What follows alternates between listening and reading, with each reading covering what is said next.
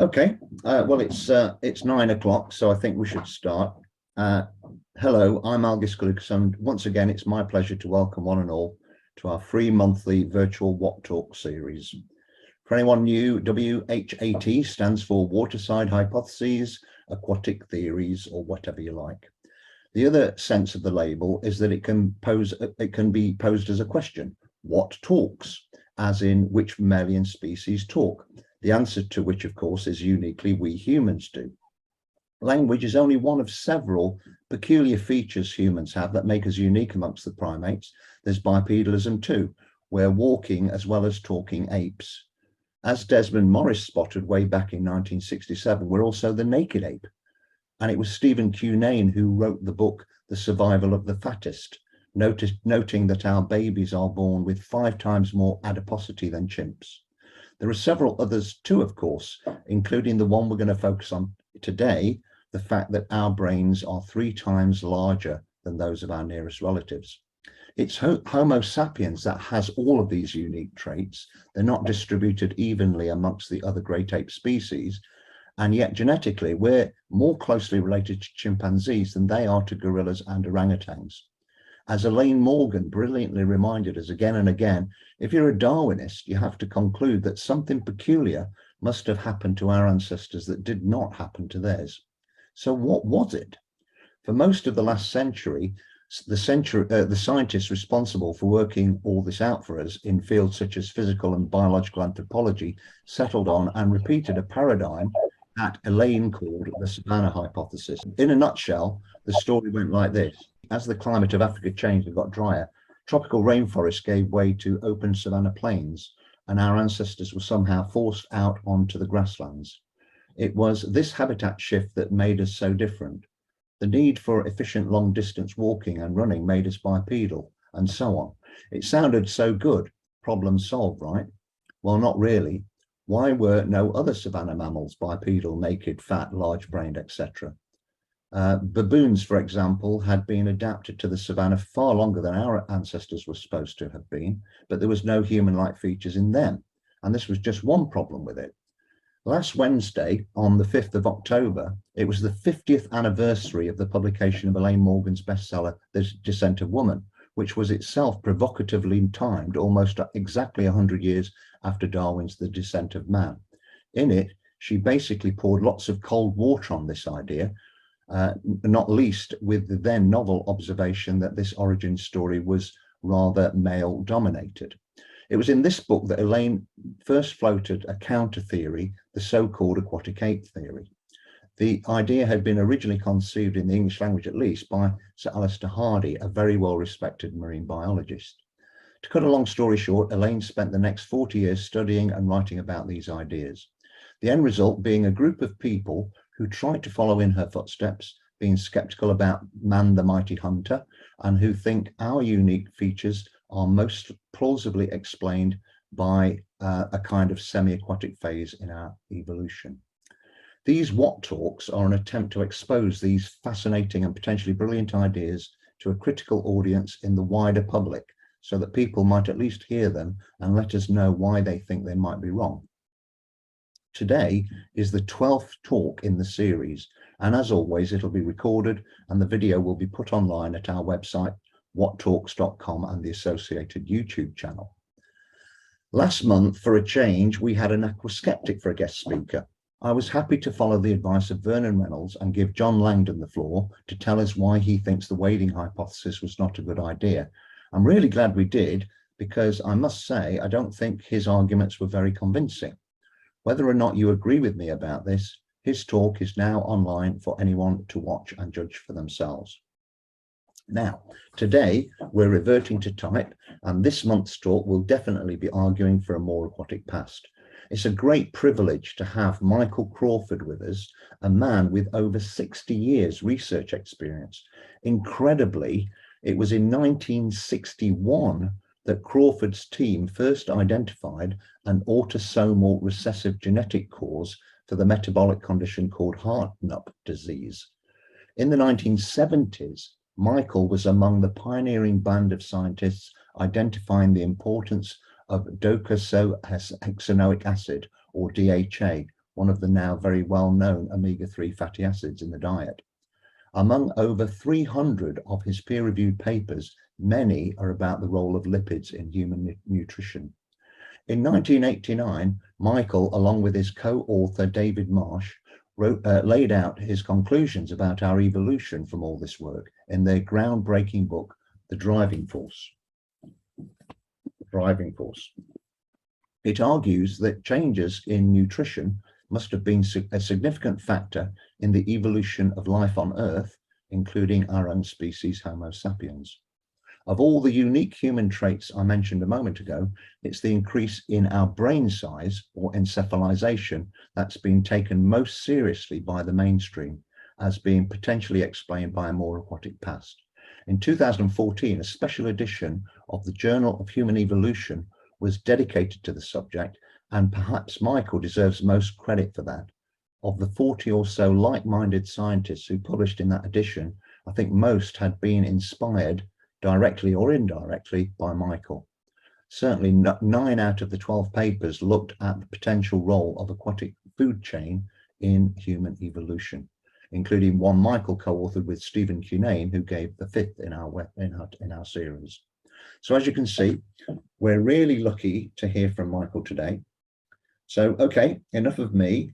Let's now switch hemispheres and join Michael in London for his talk, The Marine Driving Force of Human Encephalisation.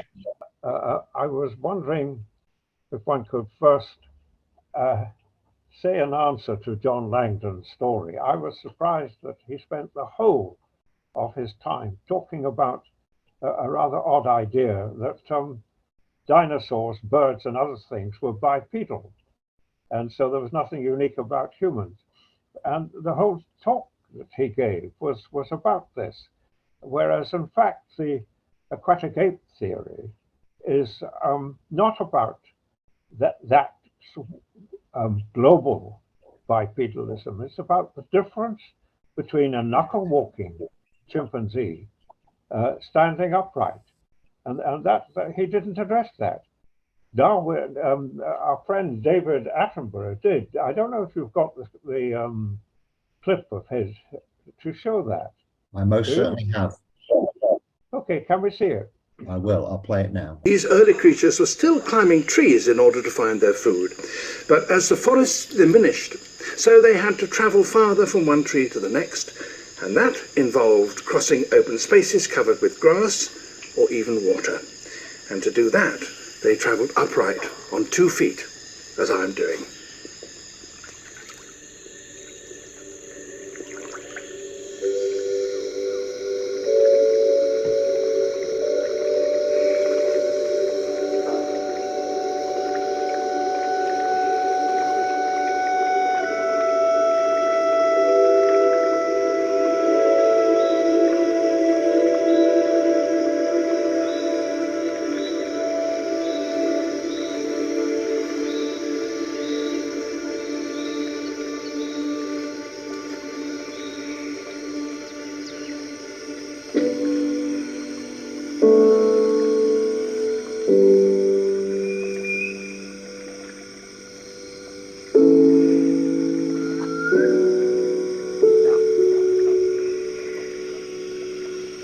Suddenly, an image from our remote past comes vividly to light. The time when our distant ancestors, in order to keep up with the changing environment, had to wade and keep their heads above water in order to find food.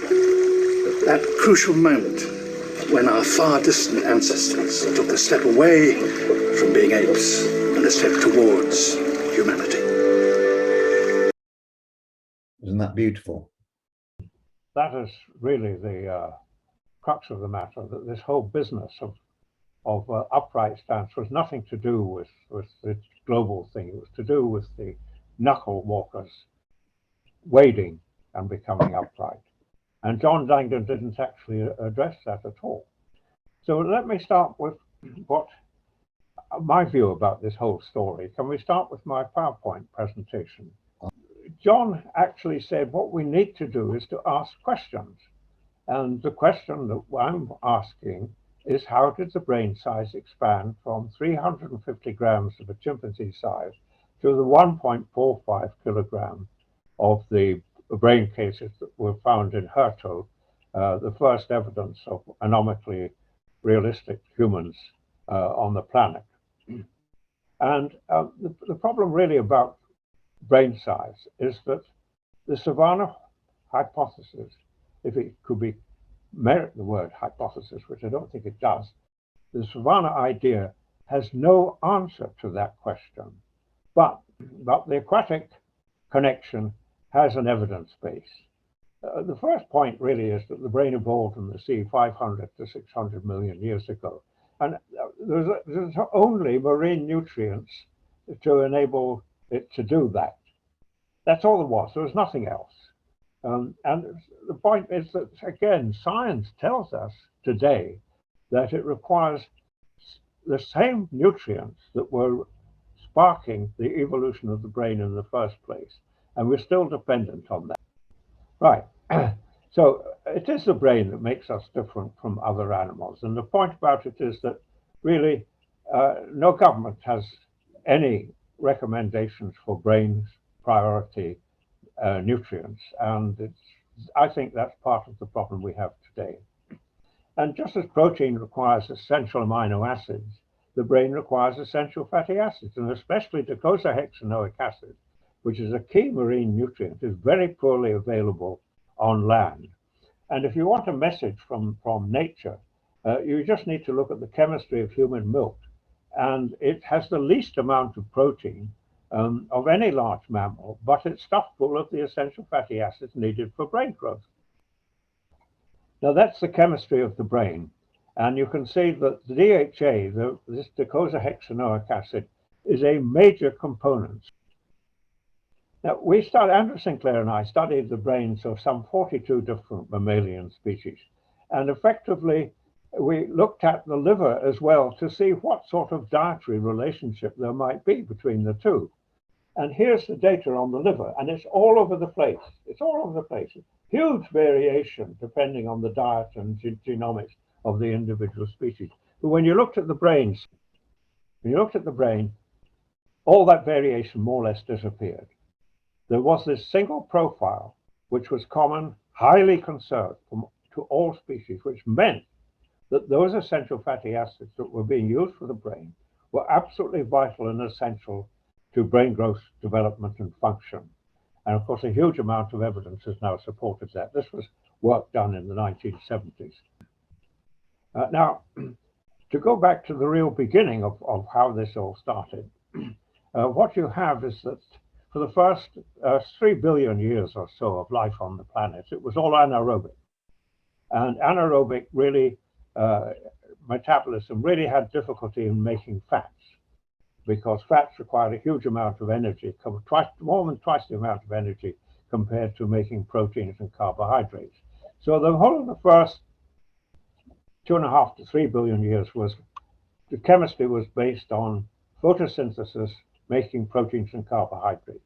But when oxygen came into the scene 600 million years ago, the Vendiam and the Cambrian borderline, but when enough oxygen was available, all 32 phyla that we have today burst into the fossil record. Now, we think the beginning of all this, the beginning of the brain, started with photosynthesis, not photosynthesis in the sense of making carbohydrates and proteins, but photosynthesis in the sense of making electricity. That the first dinoflagellates, we can study dinoflagellates, which are very similar to the first single-celled organisms that accepted light from the sun. Now, there was no ozone layer, so it was stuffed full of ultraviolet light, and docosahexanoic acid absorbs in the ultraviolet. So it was almost certainly, because we could measure today the chemistry of the similar sort of single-cell systems, which have got little light spots. You can measure the DHA and see that it's absolutely phenomenal amounts of it in there. And it was converting sunlight not into carbohydrates and proteins, but into electricity. And that started the evolution of the brain. Now, if we look at this extreme conservation, here we have the dinoflagellates, the cephalopods, the fish, the amphibia, the reptiles, the birds, the mammals, the humans, all the same, basically all the same. And note the chemistry of di-DHA. This is a highly unusual molecule in which the phospholipids have got two docosahexanoic acids in there. And it's seen in the photoreceptor of all those species. And it's seen in your eyeballs and my eyeball.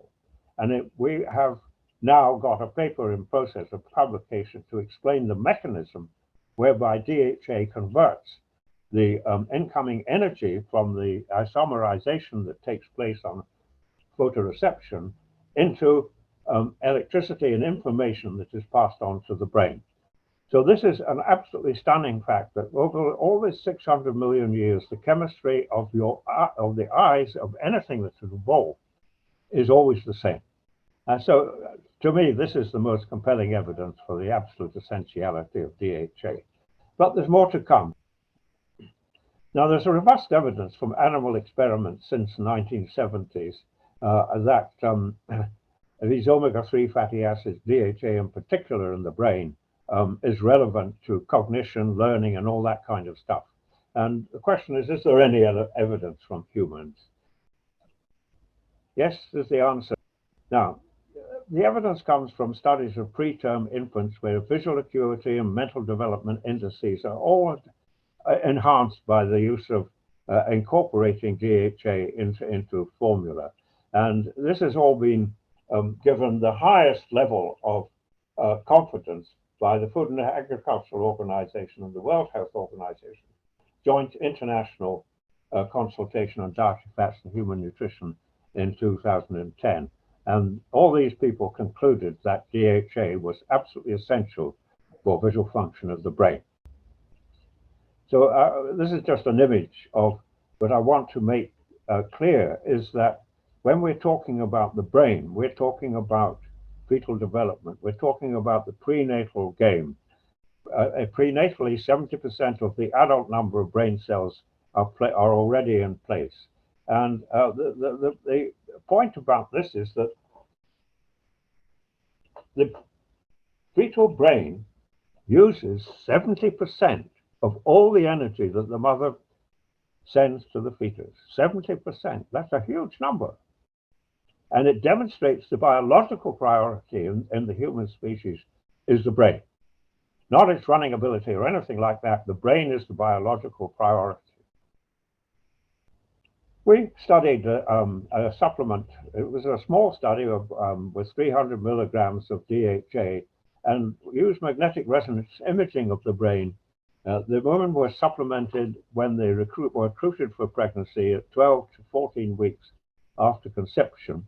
And we were able to demonstrate, looking at the volumes of different regions of the brain, that the supplement influenced the cortex, the whole gray matter, corpus callosum, and the brain size itself. It was particularly prevalent in the boys, and the data there is the boys only. It was a relatively small study, but these studies with magnetic resonance imaging are of that kind of dimension. And we really are now going to go into a much bigger study to see the effects on the girls as well.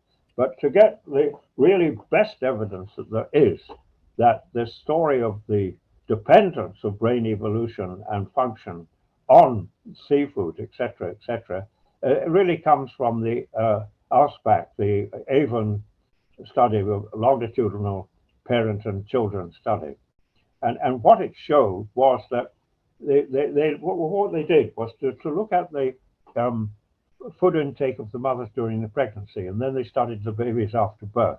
And here's the data assessed at fine motor control at 42 months of age of maternal intake from seafood. Here is the long-term effect. This is at 8 years of age. Child thinks before acting, and there's in fact a whole bunch of other assessments that they did. And just look at the numbers in this study. For none is 1,075. For greater than 60 milligrams per day is 152. 5 522 data points from the different pregnancies. There's a huge study. It was over 14,000 women in all. And it really nailed the story that the fish and seafood intake during the pregnancy, during the time that the brain develops, is dependent on the nutrients that are coming from the sea. Now, the big question really is, as Alga said, where our brain size is actually 4 times bigger. The Herto brain was 4 times bigger than the chimpanzee. And so why was that? I mean, how is it the genome is only 1.5% different? A tiny difference in the genome. So the question now is there a non-genomic reason for this? Because the only 1.5% is not a lot to make this huge difference in terms of brain size. Now here we have the essence of the story, that the basis of nutrition today is focused on protein. And protein is interesting because it powers body growth. And here's a beautiful example of it powering body growth. Here, this animal weighs a ton after 4 years of growth, after birth. 1 ton. And it gets all the protein it needs from the simplest food resource, namely grass. It's a phenomenal velocity of protein acquisition and bodybuilding. So that's what protein is about. When we were in Africa, we did a lot of messing about with animals. There's a friend of mine, a pharmacologist, was developing the anesthetics for, it was darts from a crossbow for translocation during conservation process. And I took this photograph, and it sort of reminds me that really this sort of business of one of the ideas of learning to stand upright was to stand up over the grass and throw spears. Well, you don't get close enough to animals to do that. You have to crawl to get close to them. And the other point about this story is really quite interesting, because when we first went down to this particular place, the Cotonia Kaiser Flats in just off the Rift Valley beside Lake Edward, the place was just teeming with animals. And we got so excited doing testing this crossbow and arrow and all this kind of thing. And we were wandering around, and we only had 1 water bottle between us, and each. And when we got back to the escarpment, there's a 2,000-foot escarpment to climb up. We were really finished, and the amount of we had to be helped up the hill by our African helpers because we were so dehydrated. We were so astonished by this that we brought physiologists from the medical school with us the next time, and he measured water loss. And water loss was at 1.5 liters per hour. And the Africans were losing exactly the same amount of water as we were. It was nothing to do with the color of the skin. It was to do with water loss from perspiration and breathing and all that kind of stuff that goes on in Homo sapiens. And the idea of this endurance running seems to me absolutely crazy, because, I mean, you'd have to have an awful lot of water once you started running and started breathing. You might be able to do the endurance running in temperate climates, but doing it on the savannas of Africa was going to be very, very difficult, I can assure you. And funny enough, the Israelis found exactly the same thing before the 7-Day War, that they tested the amount of water loss by the soldiers in the desert, and it was at the same rate of 1.5 liters an hour. So it's a very significant feature of this against this endurance running story, which I think is rather crazy. Now, the other point about it is that the Africans who were with us, which we obviously talked a lot about them, they illegally hunted the animals themselves.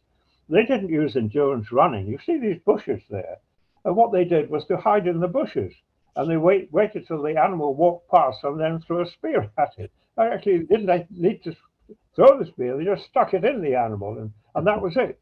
There was none of this endurance running stuff. It was craftiness, the brain, that enabled them to catch these animals. So that's the end of the endurance hypothesis. Anyway, it's the dogs that really have a great endurance running ability. the Alaskan dog race, sled race rather, goes for several, many kilometers, and these animals, they're just raring to go, and they'll run several kilometers a day without stopping. Anyway, so enough of endurance running. Now this shows you that the other idea that killing these animals on the savannah was going to provide enough DHA. Some people have actually said this, but look at the amount of DHA. That's the 22 carbon with 6 double bonds, right at the end of the thing. There's really very little DHA in the meat and offal of these animals. So you're not going to be able to get it by, certainly not from the vegetables, because the vegetables don't make it, and you're not going to be able to get it from the land-based animals. The only place you're going to get it from in quantity enough to stimulate brain development is in the marine environment. And this is not really well known by the advocates of the savannah hypothesis because they don't read the literature. Anyway, so that is really an important point. There's another important point I'm about to come to, and that is, you look at the 18.3. The 18.3 was is alpha-linolenic acid, is the parent of this omega-3 family.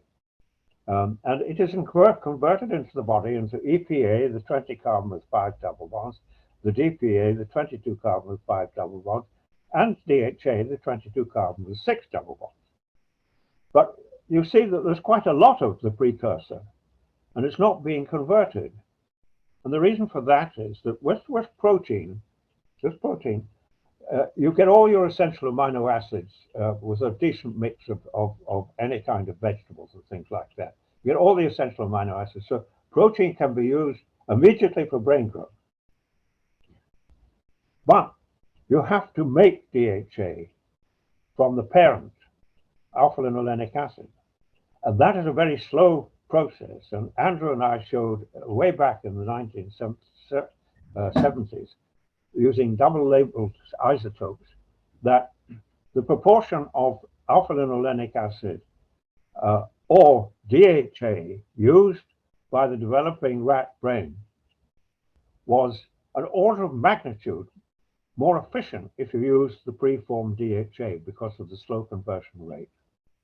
So this is a tenfold difference in efficiency of conversion. So it means effectively that trying to make it from alpha-linolenic acid is a very limited business. Now you see the impact of that is that as body weight increases, so brain size diminishes. The velocity of protein deposition increases the body size, but this chain elongation and desaturation process can't keep pace with it. So the squirrel has a better brain size relative to the body compared to us in point of fact. But as they get bigger and bigger and bigger, and the same applies with the primates, the cebus is there, the patus is there, and the chimpanzee is there, and the gorilla is there. As the bodies get bigger and bigger, so brain size falls away. It's because protein is being deposited faster than the chain elongation and elongation process can keep up making DHA for the brain. Now, just to make the point, if you can find where the brain is in this huge animal, 1 ton body weight, and the slide will show you where the brain is.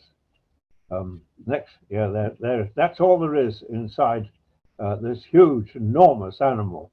That speaks volumes about the inability of these land-based animals to make a brain. Now, if we stick Homo sapiens back in that image, and you see that the only mammal that we've got here that remotely approaches the Homo sapiens is the dolphin. And all marine mammals have got huge brain body weight ratios compared to all land-based mammals. If you take a dolphin has 1.7 kilograms of brain. Take a similar weighing land-based animal like a lion, it only has about 300 grams. I mean, this is stark staring it in the face that you just can't do it on the land, even if you're a carnivore. So really what it's all about is this picture. So you look at the hand of the mother and the hand of the child. look at the brain size of the mother and the brain size of the child. What it shows you effectively is the brain is the priority of Homo sapiens. And unless you get the brain right, you're out of any kind of discussion. And the savannah hypothesis has got nothing to do with brain growth and development. Whereas the coastal hypothesis, where you had access to the rich environments of the marine food web, rich with DHA, has a significant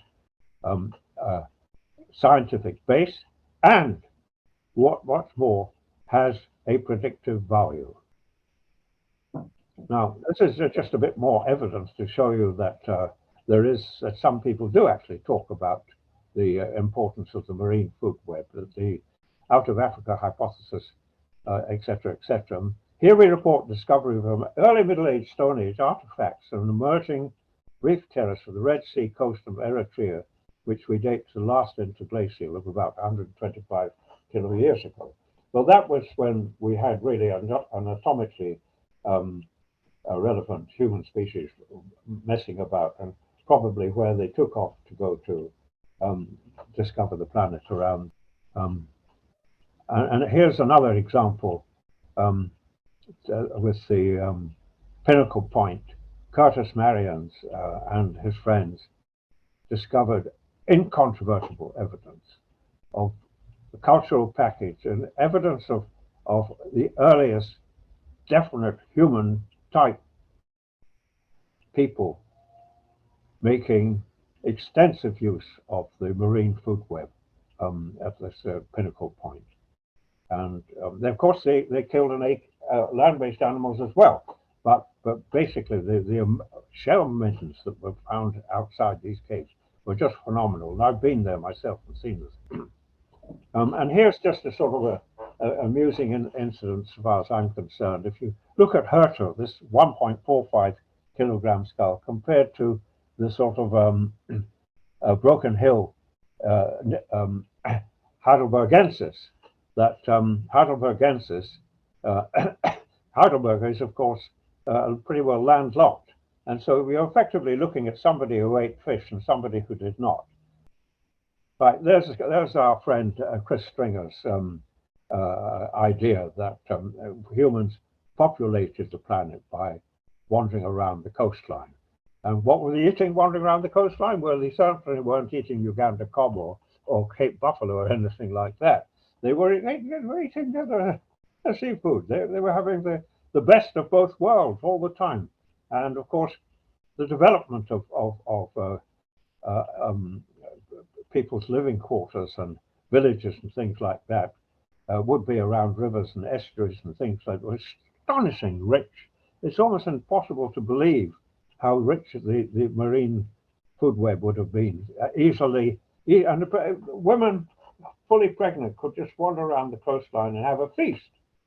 And they would not only have a feast, but they would have a lot of DHA and the trace elements. Don't forget that iodine is particularly important. All the iodine deficiency, 2 billion people at risk of today, are all inland. And of course, you get iodine, zinc, selenium, copper, and manganese, all from the marine food web in abundance. So it's pretty convincing that we had to have been coastal. And of course, the beautiful thing is that we're born knowing how to swim, and we have to learn to walk on land. It's quite interesting, that an interesting thought. And the Mokana, the sea gypsies out around the Far East, living and in the sea virtually. They're sort of a living fossil record of having wandered around the coastlines. And their babies, incidentally, wean themselves by diving down to get food from the ocean floor. They wean themselves by doing that. And then they learn to walk on land at about 4 years of age. That's the Mokanos, or sometimes called sea gypsies. Now, Philip Tobias, who I think was the greatest paleoanthropologist that ever lived,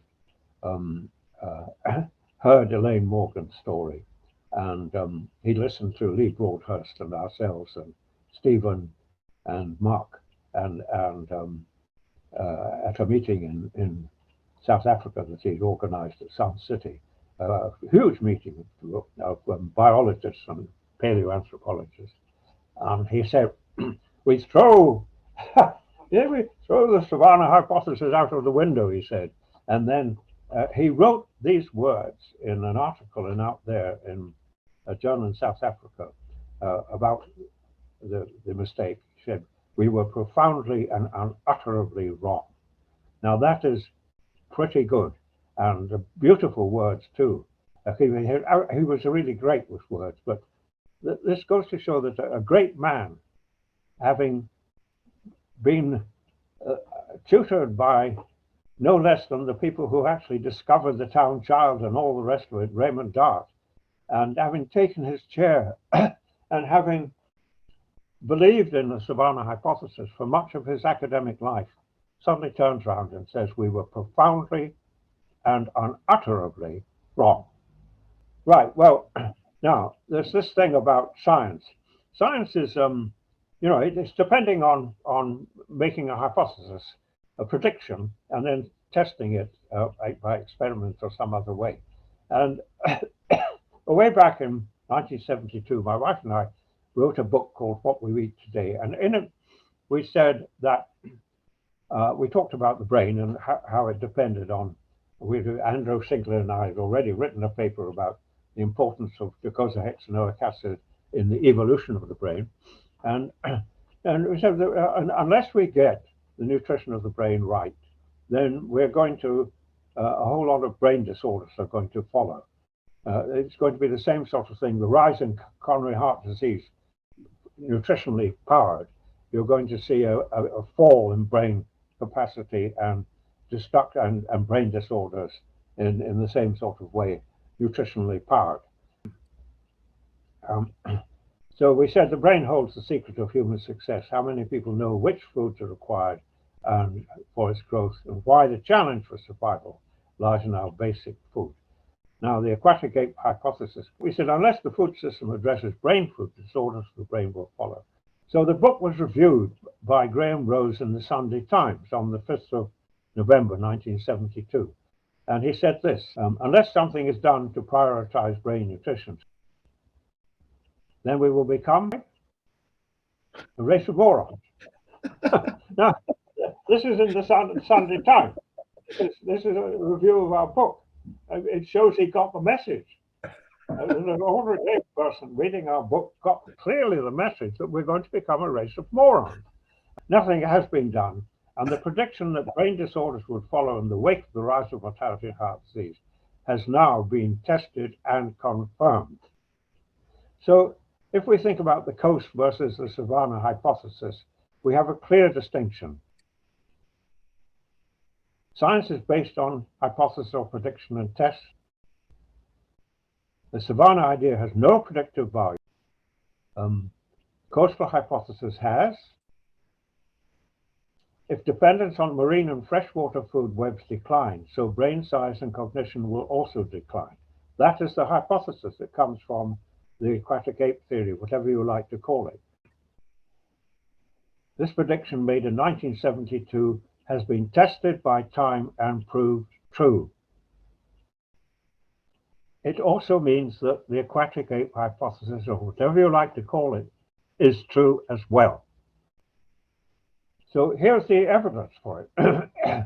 In 2004, the EU decided to do an audit of health costs throughout the whole of the EU.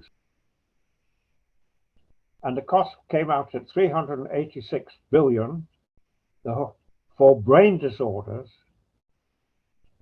And brain disorders were the top of the pile.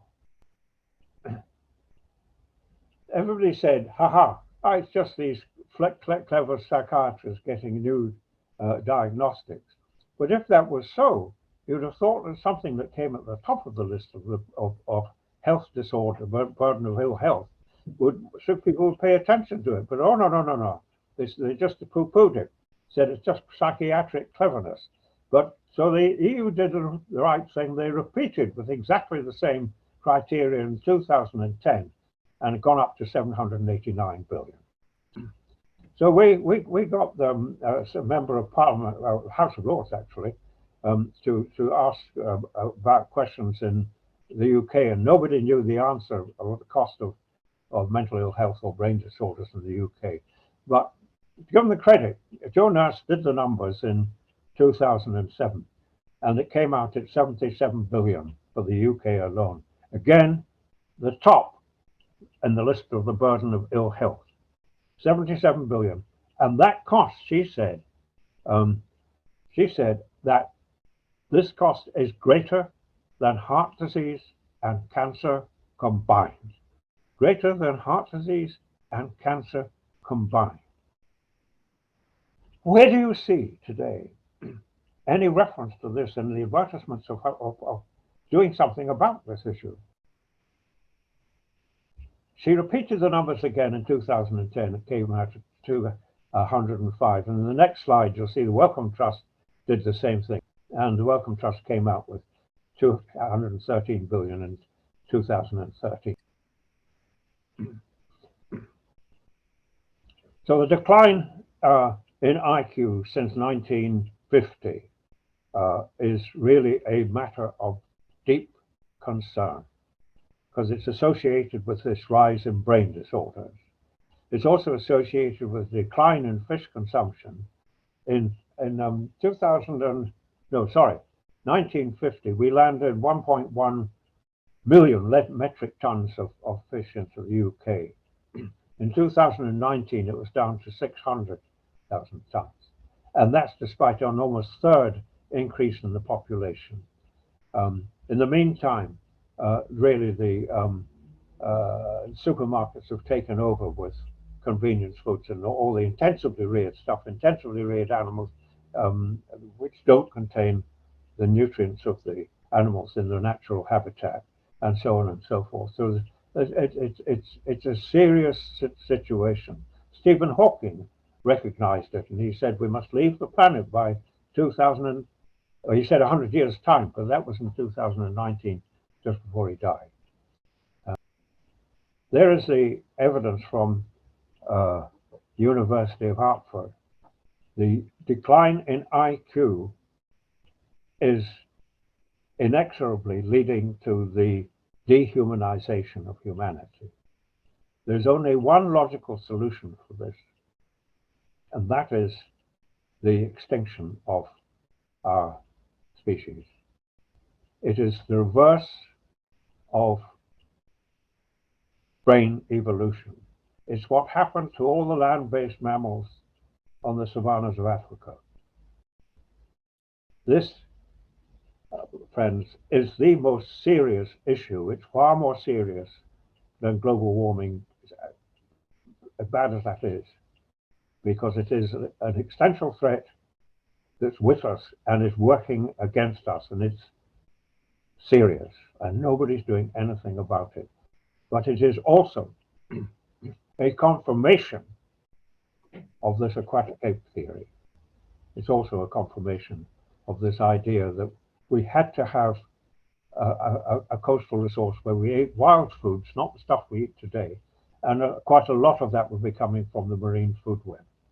And that would have been rich in DHA, trace elements, iodine, selenium, all the stuff that is important for the brain. And that would have, we know that DHA, for example, which I haven't told you about, but in fact, a group in Szeged, a genomic group in Szeged, showed that DHA actually, that the omega-3 fatty acids actually stimulate brain genes. So it wasn't just a question of needing building blocks for the brain. It was also genetically enhancing the brain. So I think that this whole point about the difference between the savannah hypothesis, which has got no predictive value whatsoever, but the aquatic ape hypothesis, which is extremely powerful predictive value, and as much, and it's all, the beauty about it is it's all evidence. So now the problem really is mental health. And another point about the aquatic ape hypothesis is that it actually offers us a way forward to get out of this drag of brain disorders and mental ill health and decline in IQ. And the whole point is very simple. People learned how to agriculturalize the land when resources became limited 10,000 years ago, for heaven's sake. They didn't have to do anything with the seas and the Tiber and all that kind of stuff. They didn't have to do anything with that. But it was so rich in fish and the salt waters were so rich in marine food. And they didn't have to bother with that. In fact, until quite recently, you may recall that people who've been reporting of days gone by when the apprentices were complaining about the amount of salmon that they were being fed. The rivers in our country, in the United Kingdom, were absolutely stuffed full of fish. And at the turn of the last century, you go to the museum in London, and Museum of London, rather, and you'll see a notice that says, "Oysters free with your beer." The barman used to go down to the Thames and gather bucketfuls of oysters and put them on the bar, free for people who bought beer. That was in 1900. Well, things have changed, and sadly, I have seen in my own experience the Firth of Forth, which was once teeming with fish, and we always used to go down to Crawford where it was the best seafood restaurant in the world. And when we came back from Africa in 1965, I decided to take all my family down to the Firth of Forth to Crawford to enjoy this fresh seafood again. The reason it was good was because the proprietor used to go out in the morning and gather the seafood fresh. When we arrived there, we parked the car and then we went round the corner to down to the coast to have a look at the great, beautiful bridge that spans the Firth of Forth. There we were confronted by a big yellow notice: mussels unfit for human consumption. That great resource, the Firth of Forth, was destroyed in my lifetime. So the challenge today is to restart the positive evolution of the brain and so protect newborn children from being sentenced to a life of physical and mental limitations, and in fact the extinction of our species. With exploitation of arable land having reached a limit, that's in foresight report to the government, and population expanding logarithmically, we really have to do something serious. We really do. And we will need to farm the sea. And that is being done in Japan, China, South Korea, and some other places. And I got the government of Oman to start doing it as well. It's the only way forward. 70% of the surface of the planet is covered in water. But what we've got left in terms of expanding arable land is extremely limited. The population is expanding logarithmically. It's a serious situation. But the answer is there. We learned how to farm the land. We've just got to learn how to farm the sea. But the Japanese have been doing this in Okayama for the last 15 years. And they're now producing 3 times the amount of fish that they were before. And what's more, they've got all these oysters, mussels, scallops, all the rest of it that goes along with it. These wonderful, rich variety of things that grow in the sea, including kelp, incidentally. And kelp, of course, is a rich iodine food.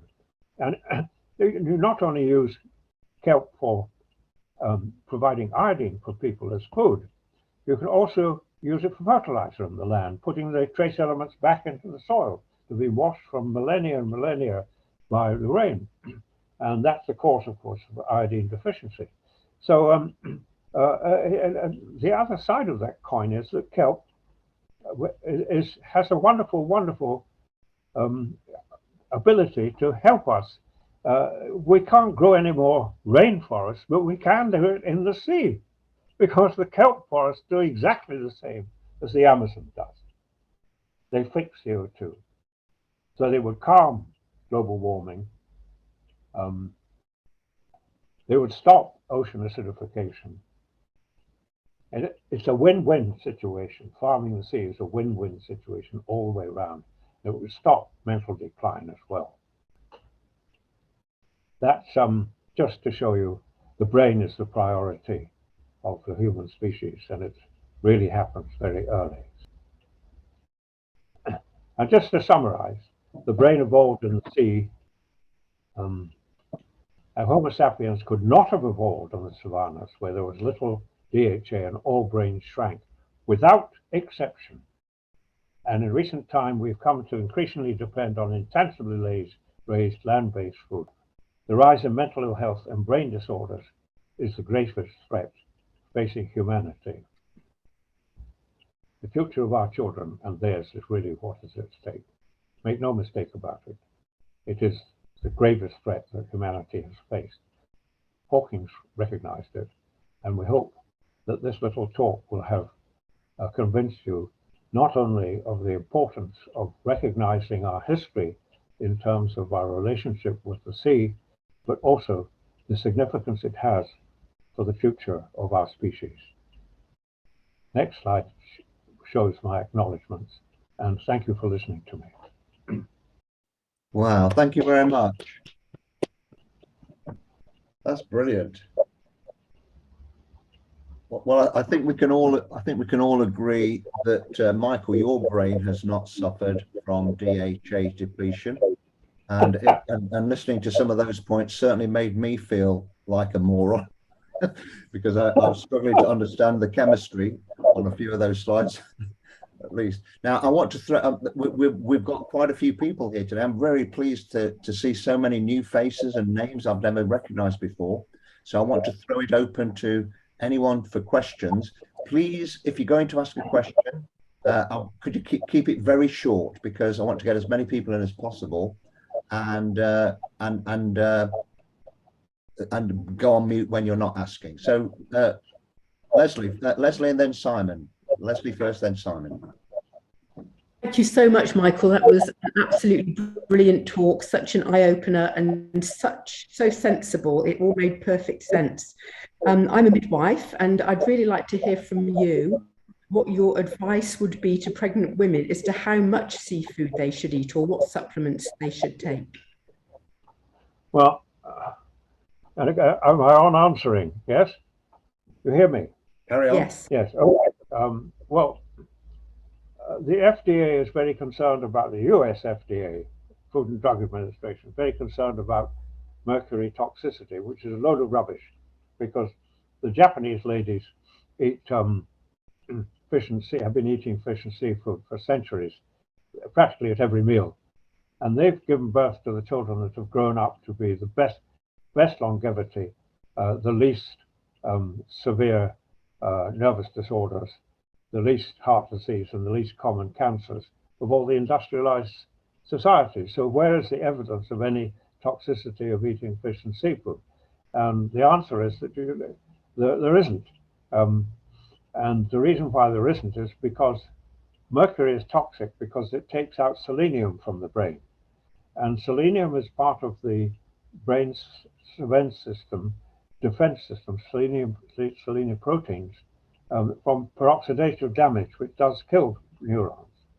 And that's why mercury is poisonous, because it takes selenium out. But all fish and seafood is so rich in selenium that mercury doesn't have a chance to get anywhere. So therefore, what the FDA is saying about mercury is a load of rubbish. So what I would suggest is that the government talks about 2 meals of fish or seafood a week. I would, if you look at Joe Hibbon's data showing cognitive development of the children at 8 years of age, it was a straight line with the amount of fish and seafood you ate. And I think that whilst it's quite important to eat other things as well, I don't think there should be any limit on the amount of fish and seafood that's eaten. Certainly the Japanese experience in Korea, experience in China, experience in the Seychelles, for example, would say that there isn't any harm, and there's almost certainly a very lot of good to be obtained from a good, healthy consumption of fish and seafood during pregnancy. But the important thing I would say about this for midwives is that all our data points to the fact that the important time is before conception. because by the time a woman comes to our maternity clinic at 12 weeks after conception, the cells that are going to form the brain are already doing so. So you've really missed the by starting at something at when they come for pregnancy care, you've really missed the basic period of neurogenesis. And it's not just neurogenesis, it's also cardiovascular genesis as well. So the really important period is getting the milieu intérieur right before conception. Thank you, Michael. So the more fish, the better. So Simon, Yeah. Simon next, please, and then I think I've got Malgorzata. Does anybody else want to go after that? Michael, thank you very much for your talk. You emphasise the importance of seafood. I wondered what you thought about the importance of food obtained from rivers and lakes. Yeah, well, rivers and lakes, they're just as important. In fact, we've written a paper talking about the Rift Valley lakes, which are actually really pretty good. And anything that comes out of an aquatic environment is great. The point about the fish and seafood in the old days, I mean, when I was at school, you could practically lift the fish out of the little river in Inverness. I mean, it was sort of stuff full of the stuff of fish. That's all gone now, and people don't realize. People don't have that long memory that I have at a great age, that what it was like in the early days. And but the freshwater stuff is a-okay, yeah. And of course, don't forget that the salmon can be caught in the freshwater. And there's also sea trout as well. Don't forget. But anything out of an aquatic environment is good. Right. Thank you. Malgorzata next, please. Yes, hello, and thank you very much. That was a brilliant, phenomenal talk. I probably have a very simple question, and sorry for that. But I heard or read the proponents of savannah theory claiming or arguing that the essential fats can actually come from red meat. What do you say to them? I mean, I think the answer I would put to the evolution story is that we had the best of both worlds, a surf and turf, if you like. Yes, the red meat, liver, and offal are actually of significant benefit in terms of a whole range of nutrients, including micronutrients. And I would have thought, with regard to the midwife's question, that one should have a day during the week in which one had something from the land-based animal kingdom. The problem with today is the intensive rearing of these beasts. If you take chicken, for example, the Royal College of Physicians was doing a report on diet and heart disease in the early 1970s. And they asked us to analyze foods, and we analyzed chickens. And chickens had 170 milligrams of DHA per 100 grams of flesh. They can make it from the green stuff that they eat, the alpha-linolenic acid they get in their diet. But in 2002, Ekun Wang, who works with me, analyzed some chickens for a lipid meeting that was going on, and what he found was that actually the highest level of DHA in 2002 was 25 milligrams. And subsequently, the ITV came along. We had a lot of television programs about this. ITV came along a few years later and said, "What's if the industry's done anything about it?" And they gave us 6 chickens without saying where they came from. And the highest level that Ekun measured was 13 milligrams, down from 170. And the reason for that, very simple. They don't get any green food. They're stuffed in, they just get the wrong food. They don't get allowed to to gather green food from its natural food web. It's falling. And as with beef, for argument's sake, they now have this thing called marbling. What is marbling? It's infiltration of fat. That's a pathological process. You don't want that. If you want to eat meat, you have to choose very, very carefully. And well, about the only thing that's left worth eating is liver and kidneys, because they sort of look after themselves. But even there, liver can be bad news because they've overdosed the animals with vitamin A for some bizarre reason. They've made a mess of the animal kingdom. It's terrible. But if you can get some decent free-range stuff, so much the better. Thank you, Michael. Who else would like to ask a question? Is anyone who's new to the meeting would like to ask something? Mark, you've got your hand up. Okay, you go first.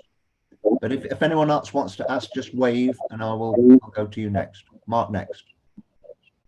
Mark who? Mark Verhagen, sorry.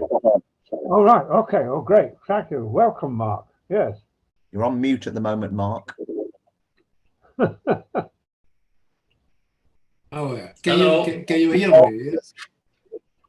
I wonder if the marine foodway was the most important. Why can't we drink seawater? That's a problem for me. Why can't we drink?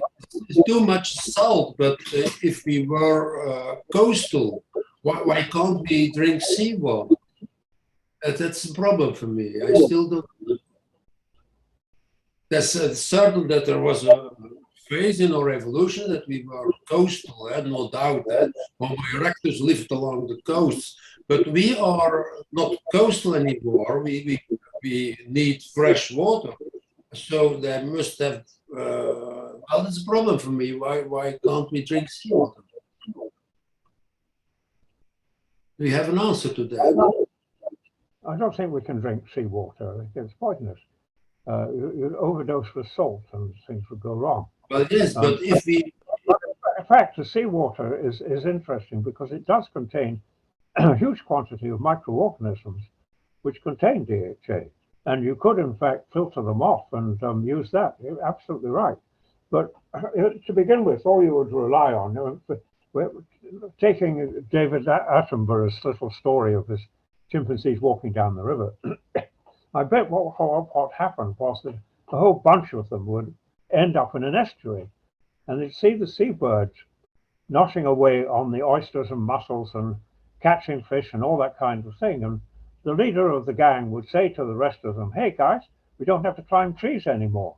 And I think that's you know, the wealth of what was there was just unbelievable. For us today, wandering around the coastline, we don't get any idea whatsoever of the richness of what was there, especially when we're at low tide and the rocks were exposed, just smothered in kelps, seaweeds, mussels, oysters, and scallops buried in the sand and so on. It was just unbelievably rich. I don't think you didn't need to do anything funny, anything difficult. It was just so wealthy. Thank you, Michael. Am I pronouncing this correctly? Is it Yikon Wang? Did you have your hand up? Would you like to ask a question or say a word? Okay.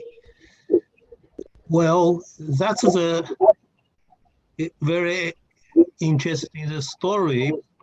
Human in the evolution, you can see this year Nobel Prize for the medicine. She found in the human genome the evolution, and also we try to find the lipids, particularly DHA in the brain, the human brain's evolution.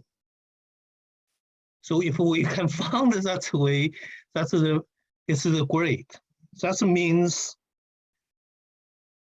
just as Michael said, the human being from the water to land, from Africa across the whole world. That's along with the sea side and water, and DHA developed the brain. So I asked Michael, I saw something before, people analyze the DHA and the lipids in the human being evolution. So do you think it's possible, or we can do something for that? Right. I'm pretty sure that it wasn't just DHA. It was a whole package. And but I mean, the important point was that the shaping of our genome at the beginning, to start with, really is based on wild foods. There's no escaping that since we left the chimpanzees, what, 5 million to 7 million years ago, that the shaping of our genome, whatever did it, was based on wild foods. And I think that the answer keeps on coming out, that we weren't fully aquatic, and we weren't savannas, that's for sure. And the only other place we could have been is the border between the land and the sea, where we had the best of both worlds. And there are a lot of nutrients that come from land-based stuff that are important, as well as the marine stuff. But the marine stuff is actually, and freshwater, may I say, freshwater stuff as well. Because the problem about freshwater is interesting, because in fact, one of the things that Philip said in his wonderful way of destroying the savannah hypothesis was to say that wherever humans were evolving, we had to have water to drink. And of course, that meant you had to be beside water, and of course, fresh water as well. So the estuaries were almost certainly places where we were getting the best of both worlds. Okay, thank you.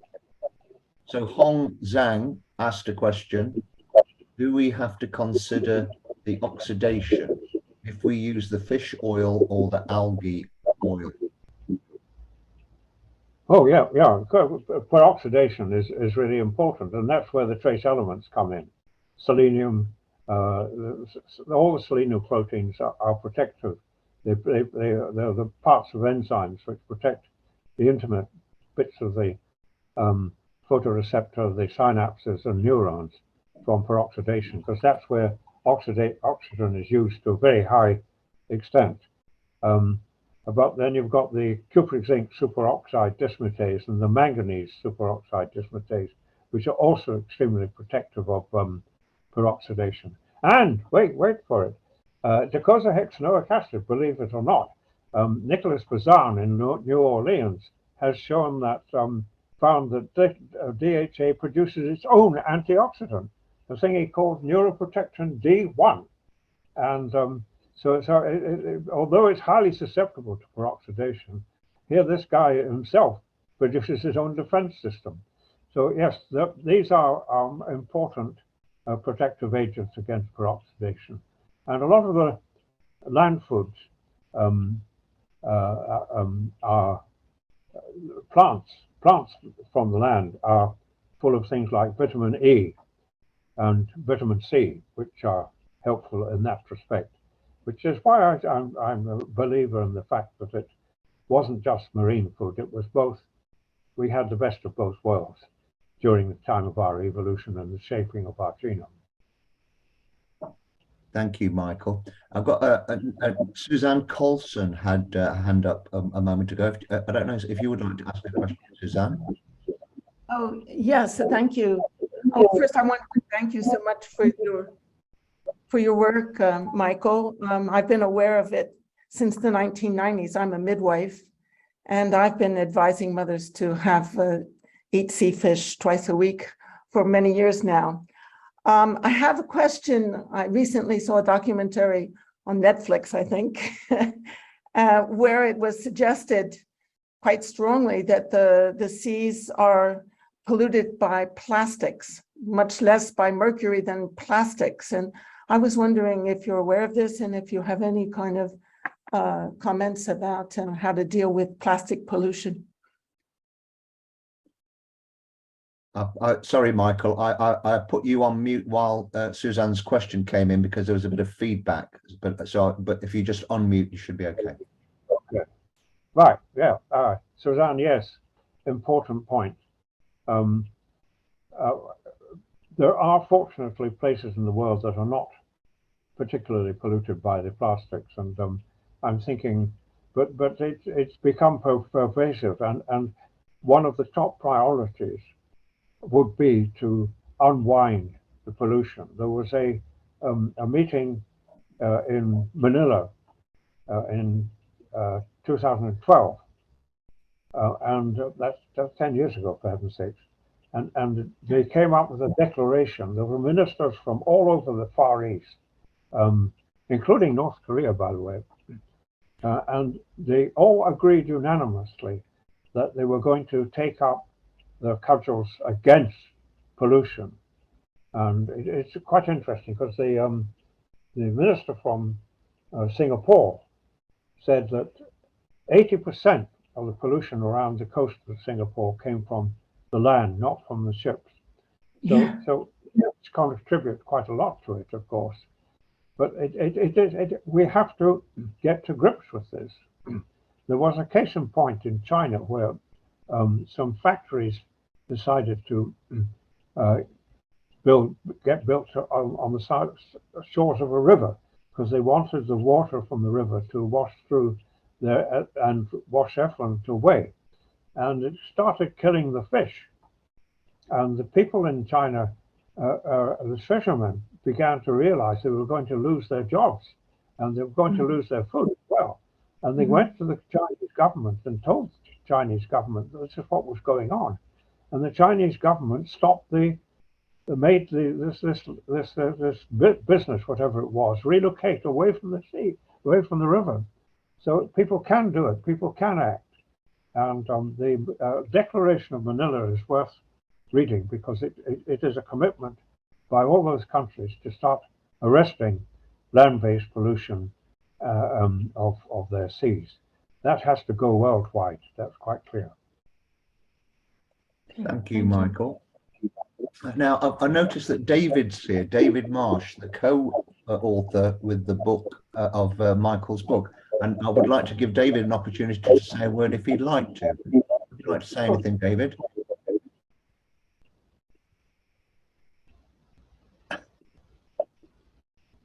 Yes. I think what people have to realize is that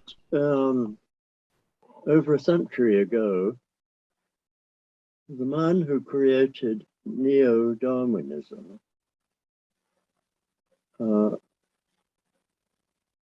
was totally inaccurate in his assumptions when he refuted Darwin's belief that the environment was all important as a factor in natural selection, that the environment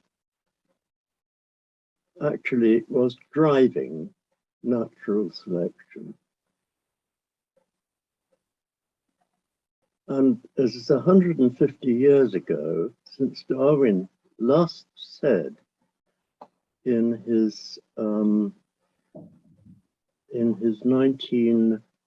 the 6th edition of the Origin of Species, that he'd been misunderstood and misrepresented.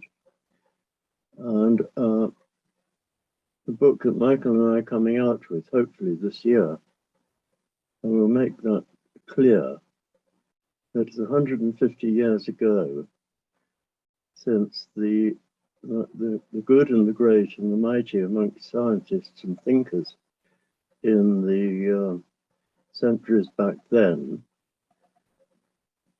appeared to side with Weismann, August Weismann, the creator of neo-Darwinism, who was completely off beam with his assumptions. Now we have the era of epigenetics, which took us from the Human Genome Project being finished, or so they thought, in 2003, thereabout. It was then that they realized there were only 25,000 instead of 130,000 in our genome. And it took another 10 years until the publication of the Handbook of Epigenetics in 2010 or 11, when all the stuff was published. And so we've got to catch up a lot on this. Got to catch up. And that's what we've been trying to do. And, well, thank you, David. I mean, David earlier posted his, gave us his website address, and I'll post that on the website after the talk. And presumably you'll have links on that website to this this person that you've been referring to there. Well, he was the creator of neo-Darwinism. The creator of neo-Darwinism, which frankly is a whole load of rubbish. That's what people have got to realize. Well, I must admit, I feel a bit like a moron at the moment because I wasn't aware of this person. So, but anyway, but I will certainly share your website. What this means is that all the neo-Darwinists of today are actually Weismannists.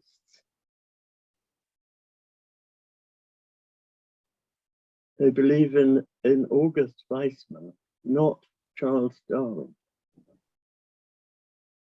So that's what we've got to do. We've got to catch up with the past.